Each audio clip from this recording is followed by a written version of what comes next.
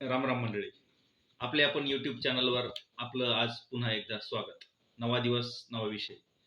मित्रांनो, मागच्या भागात आपण बघितलं होतं की मामलतदार कोर्ट ऍक्ट 1906 आणि महाराष्ट्र जमीन महसूल अधिनियम 1960 अंतर्गत जे काही त्या कलमांतर्गत जे काही न्यायिक प्रक्रिया चालतात, ह्या तहसीलदार, उपविभागीय अधिकारी, जिल्हाधिकारी, विभागीय आयुक्त स्तरावर ज्या चालतात, ह्या सर्व प्रक्रिया ह्या महसूल विभागाशी निगडीत अधिकाऱ्यांच्या समक्ष न चालवता, न्यायिक प्रक्रिया न चालवता ह्या दिवाणी न्यायालयासमोर चालवण्यात यावा या संदर्भात आपण विषय मांडलेला होता.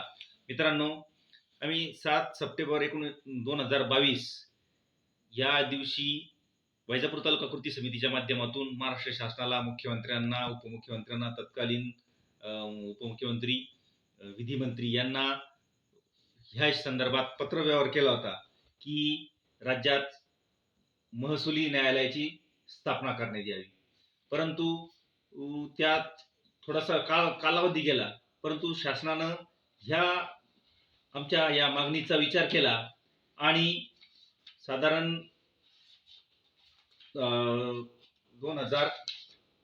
25 ऑक्टोबर 2023 ला याच्या अनुषंगानं महसूल कार्यालयांच्या कार्यक्षेत्रात फेरबदल किंवा महसुली कायद्यांमध्ये आवश्यकतेनुसार बदल ह्या विषयावर एक सन्माननीय उमाकांत दांगट यांच्या अध्यक्षतेखाली एक समिती स्थापन केली आणि ह्या समितीला ह्या विषयासंदर्भात अहवाल देण्यासाठी त्यांना एक ठराविक कालावधी देण्यात आला. दरम्यानच्या काळामध्ये निवडणुका होत गेल्या आणि समितीला वारंवार मुदतवाढ देण्यात आली. मागच्या आठवड्यात या समिती ही बरखास्त पण करण्यात आलेली, परंतु दरम्यानच्या काळामध्ये या समितीला सुद्धा आम्ही वैजापूर तालुका कृती समितीच्या माध्यमातून त्यांना भेटलो, त्यांच्याशी या विषयावर चर्चा केली आणि ही सर्व प्रकरणं ते स्वतः महसूल अधिकारी राहिलेले असल्यामुळं त्यांना या सगळ्या प्रकरणाची क्लिष्टता माहिती होती आणि ते न्यायिक चौकटीत हे कामकाज करू शकत नाही, हेही त्यांना या गोष्टीच्या माध्यमातून पटलेलं होतं. म्हणून त्यांनी त्यांचा अहवाल काय दिला हे अद्याप आम्हाला माहित नाही, परंतु ह्याविषयी ते सकारात्मक होते आणि ह्या शेतीशी संबंधित, शेतरस्त्याशी संबंधित, वहिवाटीच्या संदर्भात, जमिनीच्या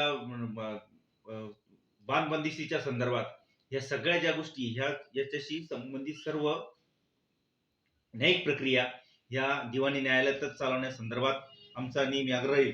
आणि या विषयाच्या अनुषंगाने ज्या वेळेला राज्य शासनाची वारंवार राज्यपाल महोदय असतील, मुख्यमंत्री असतील, यांची महसूल मंत्री असतील, या सर्वांशी आम्ही नियमित संपर्कात असतो. मागच्या काळातील मागचे जे आपले महसूल मंत्री होते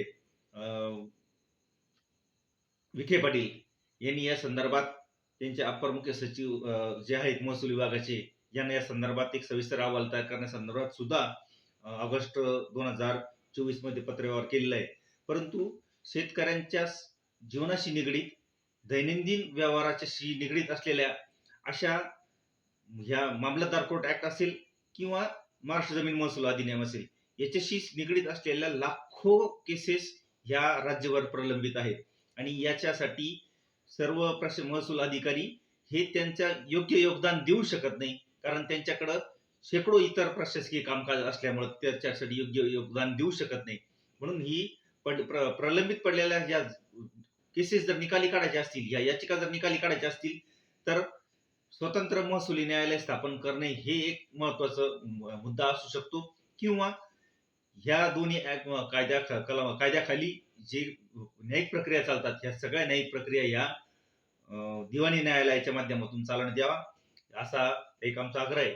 जोपर्यंत ह्या विषयावर आम्ही साधारण 18 आमदारांना भेटलो मागच्या टर्मच्या, आता ह्या नवीन जे आमदार झाले यांच्याशी अजून आमचा थेट संपर्क झालेला नाही, परंतु मागच्या कालावधीत जे आमदार होते त्यापैकी 18 आमदारांना आम्ही भेटलो आणि ती ह्या विषयावर सकारात्मक वाटले. परंतु जोपर्यंत लोकप्रतिनिधी हा विषय विधानसभेत मांडणार नाही, सामान्य शेतकऱ्यांच्या जिव्हाळ्याशी विषय असलेला हा विषय जोपर्यंत विधानसभेत मांडणार नाही आणि शासनावर दबाव आणणार नाही, खरं तर महसूल विभाग आणि विधी व न्याय विभाग ह्या दोन्ही विभागाची निगडीत हा असलेला हा प्रश्न असल्यामुळं हा दोन्ही विभागांनी लवकरात लवकर यात एक समन्वय साधून शेतकऱ्यांच्या हिताचा निर्णय घेण्यात यावा आणि स्वतंत्र महसुली न्यायालय स्थापन करण्यात यावं, किंवा या दोन कायद्याच्या ज्या याचिका असतील किंवा न्यायिक निवाडे असतील हे दिवाणी न्यायालयाच्या माध्यमातून सोडवण्यात यावे. असे जर झालं तर शेतकऱ्यांचे अनेक प्रश्न सुटण्यास मदत होईल. आपल्याला हा व्हिडिओ जर आवडला तर नक्की लाईक करा, शेअर करा, कमेंट करा. पुढच्या आठवड्यात ह्याच विषयाशी संबंधित आपण एक विषय पुढच्या व्हिडिओमध्ये आपण मांडणार आहोत. तोपर्यंत सर्वांना राम राम.